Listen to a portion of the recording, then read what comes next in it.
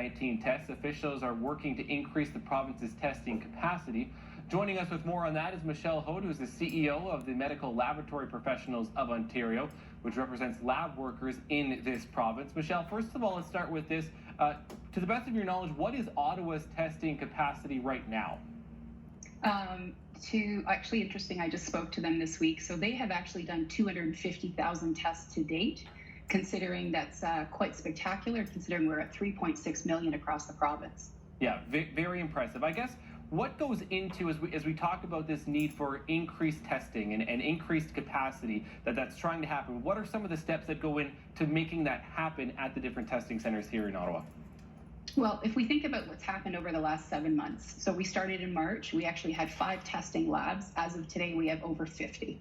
We have 150 assessment centers.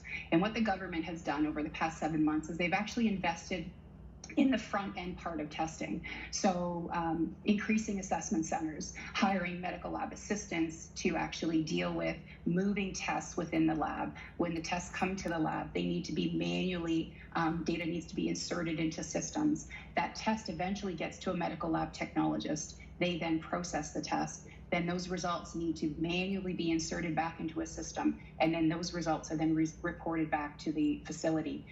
So the government has done a very good job at ensuring that front end and back end, but we still are dealing with a major bottleneck at the MLT level. Okay, and just explain it, so with that backlog, that's what would lead to faster turnaround times to be able to get these results faster? Yes, so it would be similar to this. Imagine for a second that everybody in Ontario needed to have heart surgery, and they decided that they're going to increase the number of beds in hospitals and they're going to increase the surgeries, but they still keep the number of doctors the same.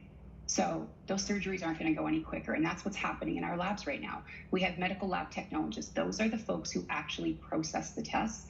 They 44% eligible to retire. A lot of them retiring now because they're stressed. This workforce has actually been working 24/7 for the last 7 months, so the workload has been tremendous. That being said, I think we need to really appreciate what they're doing. So just hearing about all the weight that's happening at the assessment centers, I think it's not surprising. We have a healthcare system that can adapt to that, but I think we need to keep remembering that there's still a group of people that are just working very, very hard to make sure that those results get out. Yeah, we certainly do appreciate all of their efforts and everything they continue to do. Michelle Hoad, appreciate your time today. Thank you for this. Thanks for having me.